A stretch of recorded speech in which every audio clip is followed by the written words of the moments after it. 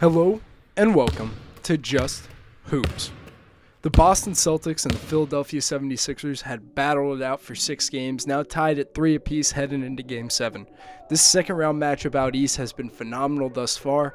Two teams competing at the highest level possible, throwing punches back and forth, and now we have ourselves a Game 7. So in this video, we're going to preview this upcoming matchup and see what both teams have to do to win this game. Starting with Boston's stats, they've had a 119 offensive rating, 55.3% effective field goal percentage, turning the ball over only 11% of the time, and a high assist percentage at 62.5%. Moving the ball, playing out of the paint, doing their thing. The Sixers' numbers during this series have had a 112.7 offensive rating, a 51.1 effective field goal percentage, an even lower turnover percentage, but a lot of isolations, and they are losing on the rebounding battle slightly. So now let's dive into the film from the Celtics standpoint and see what they have to do to win this upcoming Game 7 against the Philadelphia 76ers. The first thing for Boston is to trust their offense and play off of penetration. Joe Mazzulla's offense is based upon spacing and ball movement and player movement.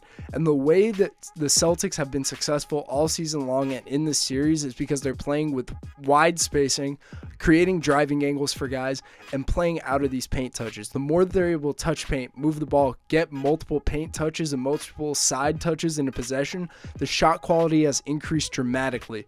I think that the more that they're able to move the ball, get it moving side to side, get paint, play off that penetration, the more quality offensive possessions that they'll have, and it will create high quality shots along with getting them a lead. At the beginning of Game 6, they were able to get out to a huge lead in the first quarter early because they were playing off of each other, because they were playing with pace, getting the ball zipped around, getting great shots every time down the floor.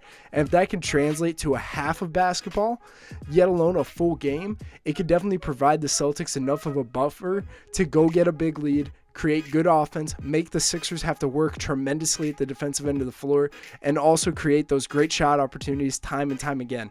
I think that this is the first step for the Celtics to be successful in Game 7 and in the conference finals, but the more that they're able to trust each other, play with great spacing, move that ball around, it's translated to success for the Celtics the last 2 seasons, and I think it will continue to provide success moving forward.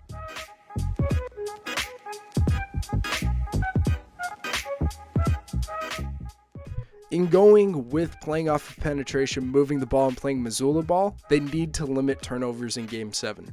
When they're playing good, the ball's moving, they're not turning it over, they're getting great shots, but when things get rough, sticky, a little stagnant, they tend to turn it over. They only have an 11% turnover percentage in this series, but overall, when things go bad and when they lose games, it's because they're turning the ball over. It's a huge indicator of if they're going to win and lose a given game, but a lot of the possessions in which there are turnovers, it's because it's sticking. They're trying to go one-on-one, they're trying to force a play to happen, they're trying to make a home run play, rather than keeping it simple, moving the ball, getting to the other side, just keeping it simple. Play with your spacing, trust the offense that Joe Mazzulla has put in place that has been successful all season long, and just do what your job is. Each of these guys on the team are more than capable of going out and giving you 20 any given night, yet alone more than that. So I think that the more that they trust each other, move the ball, and create good offense, it will translate to success, and limiting turnovers will allow this success to build and create a Game 7 win. And then to go to the defensive end of the floor, Joe Mazzulla showed a ton of adjustments in Game 6, and first and foremost, the use and way that they always plug the rim with size or just a player in general, but Rob Williams did a tremendous job at roving off that ball, being a constant plug in the middle of the floor, and they did a great job at zoning up on the other side. In this clip here, you can see that anyone on the floor, though, had the responsibility. Marcus Smart ends up being the low man on the weak side of the floor, so he plugged the rim early and then it ends up in a charge. The way that they were taking responsibility and definitely doing a good job at always having somebody in the lane, even here on an offensive rebound, they do a great job at rotating out, but they're always loading the paint with size, length, athleticism. Al Horford, Rob Williams playing off of each other, and then Jason Tatum is able to make a play because they rotate it so well on the perimeter. The high level of communication and connectivity that the Celtics showed in Game 6 can translate to huge success in Game 7, and just the way that they protected the paint and made it so difficult for shot opportunities down there, and then were able to rotate out and make plays on the perimeter. Next, let's look at how they guarded Joel Embiid. As you can see in this clip, Al Horford took this matchup head on, one-on-one, doing his job, but Robert Williams is ready to plug at the rim, and Jaylen Brown is highly active at the nail area, ready to dive in. Showing him a lot of bodies and a lot of activity resulted in Joel Embiid having to take jump shots. The more you're able to take him out of the paint because you're showing him bodies, preventing driving angles, and putting size at the rim will definitely translate to success and winning possessions. The harder you make the job on the MVP, the easier it'll be for your defense to get stops consistently and also turn those stops into offensive possessions and getting a lead.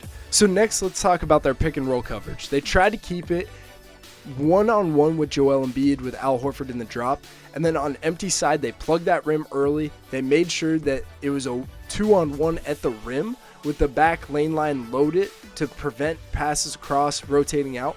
And then in the middle of the floor, there was great gap activity. You can see that they were peel switching, whether it was on or off the ball, showing their versatility 1 through 4, and it made it difficult for driving angles and just the Sixers to get easy paint touches.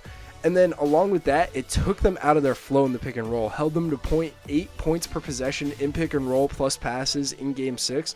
And what they showed was basically completely negating anything that they were doing in the other games. The way that they were connected on the backside, they were plugging the rim early and also in spots to rotate out and make plays happen on the perimeter was tremendous, all while not allowing Joel Embiid to get clean, space catches in the short roll or in the late roll was tremendous. And I think that all these adjustments can translate to Game 7. And lastly, they need to get Tatum and Brown going early.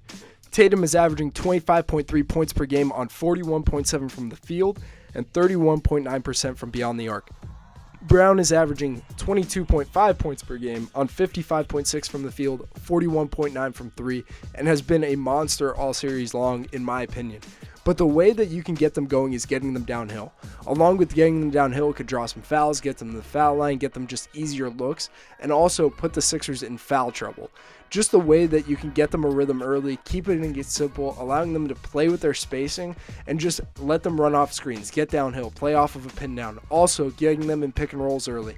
And this rhythm that they can build early will allow them to just start creating on their own, get them in a flow, and allow them to carry you home in the biggest game of the season. A Game 7 at home.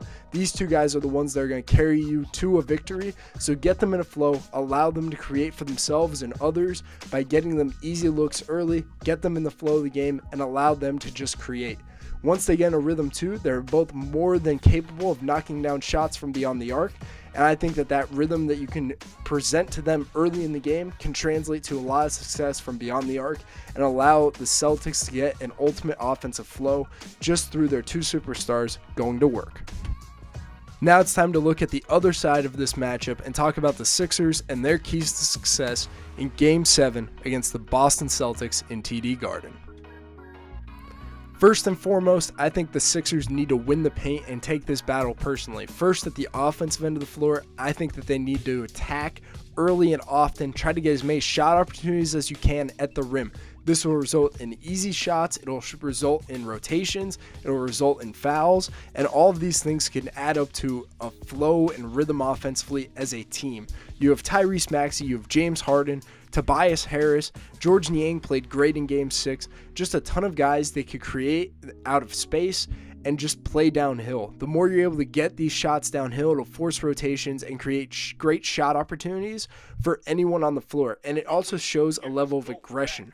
Playing off of each other, getting downhill, and making plays out of the lane will just provide great levels of success for everyone on the team. Along with that, getting paint will also open up opportunities for guys to crash the offensive glass, get second shot opportunities, and that will translate to a win also. You're not winning the glass at the moment in the series. It's a slight disadvantage towards Boston, but I think that if you can win the glass offensively, create those second shot opportunities, it will be a huge win for you and help the Sixers get a win to win the series. And then when it comes to the defensive end of the floor, you have to make it difficult as possible for the Celtics to get paint touches and score out of the lane. The Celtics thrive off of paint touches, playing out of the lane. As you saw earlier in this video, they like their spacing, they like creating driving angles, they like cutting and moving off the ball. And if you're able to make these opportunities more challenging, deter them from getting to the lane and playing out of the paint, it's going to stagnate their offense, cause some turnovers, and it will turn into offensive opportunities for you as the Sixers at the end of the day. The more difficult paint opportunities are, the better it'll be for you. And I think that as the Sixers go into Game 7, they need to find a way to allow Joel Embiid to rove off the ball, allow him to be that paint presence, and prevent shot opportunities at the rim. Force them into taking a lot of threes and be disciplined in your rotation. Stay connected, communicate, and be a connected defensive unit. The more you're able to connect, rotate, and be a collective unit with effort and energy at this end of the floor, it'll translate to a victory in the biggest game of the year for you guys. I think that the Sixers have the size, length, and athleticism to make it difficult for Boston to get these opportunities out of the paint and play out penetration to get in their Missoula ball rhythm. So I think that this is a huge key at the defensive end of the floor for them going into Game 7. Next for the Sixers, I think that they need to play fast. Look to throw it ahead, play in transition as much as possible.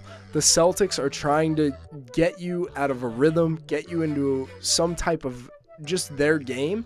I think if you're able to speed this up, get easy shot opportunities, turn defense into offense, it allows you first to get in a flow offensively, secondly, get energy defensively, and third, allow you to get points on the board in the easiest way possible. Just the more you're able to get out and run, play on the break, you got a ton of guys that can push it themselves. You got Joel Embiid running down the middle of the floor. You got a lot of things going for you, along with the fastest player in the series on your team in Tyrese Maxey.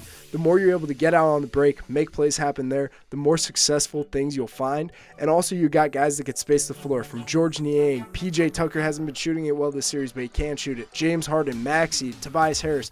It will allow good shot opportunities, allow you to get up and down the floor, tire out the Celtics a little bit, and get good shots consistently. And if Philly is going to win this series and compete for an NBA title, it's going to be through the play of Joel Embiid, the MVP. He's averaging 27.6 points per game this series on 44.8 from the field and 25% from three. Shooting only that amount from beyond the arc, you cannot settle from there. You need to get post touches, you need to attack the rim with force and quickness, get yourself to the foul line, get in a rhythm and flow early in the game. As you saw in those last two clips, foul shots can get him going. Secondly, when you look at him in the short roll, yes, the Celtics changed their ball screen coverage in the last game, but he still has the ability to attack Al Horford off the bounce, get downhill, play one-on-one against him from that short roll position, and allow him to get in a flow, get downhill, and also get good shots in the mid-range second level where he can work. And lastly, you need to get him clean touches in the post and at the elbows. He can work out those areas of the floor. If you show him bodies, he's more than capable of passing out. In these areas of the floor, he can be a force of nature, allow himself to have the space and time to work, find great shots for himself. In Game 6, this was one area of the floor. Yes, the Celtics did a good job at keeping him out of the paint, but he's still unstoppable. The way he's able to score in that second level, go to his turnaround jumper, play off of jabs, play off of ball fakes. He has a tremendous post presence. I think at the end of the day, the way that he's able to score out of this area of the floor, you need to get him as many touches as you can to put yourself in position to win this Game 7 and potentially put yourself into the NBA Finals conversation. Joel Embiid is the MVP. He averaged over 30 points per game this season. I think that he's the guy that could carry them through this Game 7 and into the conference finals. Game 6 showed a lot of adjustments already from both sides, throwing punches. It was a great game, but going into Game 7, it will be exciting to see what both sides do to adjust to what we saw in Game 6 and prior in this series. And also, it's the biggest game of the year for both teams. Win or go home for the conference finals to give themselves a chance to win an NBA title. Both teams are great. They're playing high-level basketball, but I hope you guys enjoyed this video, learned something about both teams and this matchup going into Game 7. For more content like this, please like, subscribe, and share, and we'll catch you in the next one.